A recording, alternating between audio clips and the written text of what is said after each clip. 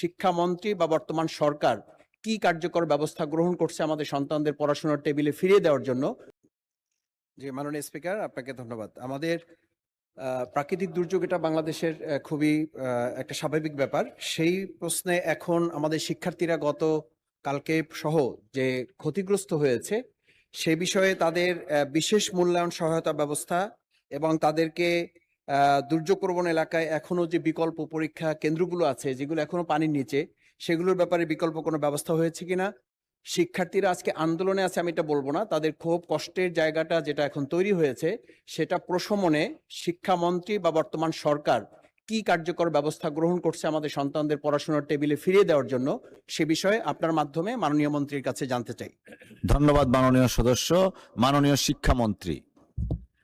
মাননীয় স্পিকার, আপনাকে অশেষ ধন্যবাদ। মাননীয় সংসদ সদস্যকে, আমাদের সকলেই আমরা উদ্বিগ্ন এই মনসুন সিজনের পরীক্ষাকে নিয়ে। আমরা কনস্ট্যান্ট মনিটরিংয়ে ছিলাম, আছি, সারাদিনই আমরা এই কাজটি করে থাকি। সেখানে দেখা গিয়েছে কোনো কোনো কেন্দ্রে যদি পরীক্ষার কেন্দ্রগুলিতে পানি উঠে থাকে, তাৎক্ষণিকভাবে আমরা কেন্দ্র সরিয়ে দেই। লোকাল অ্যাডমিনিস্ট্রেশনকে এই দায়িত্ব দেওয়া হয়েছে। এ যাবৎ শুধু একটি কলেজ, কুমিল্লা সরকারি কলেজের বিষয়টি সবচেয়ে গুরুত্বপূর্ণ ছিল, যে কলেজের মাঠটা ভরে গিয়েছিল সেটা। তাছাড়া অন্যান্য জায়গায় যখনই পার্টি উঠেছে, যেটা তেমন বেশি নয়, গুটি কয়েক, এবং সাথে সাথেই কেন্দ্র পাল্টানো হয়েছে এবং শিক্ষার্থীদের যে সুবিধা দেওয়া সেই সুবিধা দেওয়া হয়েছে। এই ব্যাপারে আমরা সবসময় উদ্বিগ্ন ছিলাম। আমরা কন্টিনিউয়াস মনিটরিং করে এই কাজগুলি করছি।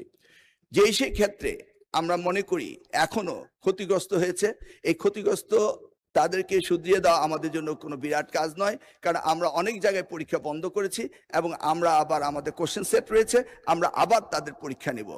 আমরা আবারও পর্যালোচনা করছি, যদি কোথাও আমাদের প্রশাসনের দুর্বলতার কারণে কোনো শিক্ষা প্রতিষ্ঠানে পানি ওঠার পর যদি পরীক্ষা না দিতে পেরে থাকে, এই জরিপটা আমাদের কাছে আসার পরে আমরা সেইভাবে প্রয়োজনে আমরা রি-এক্সামিনও নিতে পারি। আমরা চিটাগাং বোর্ডে এই ব্যবস্থাটি করেছি এবং সেই অবস্থান আমাদের রয়েছে।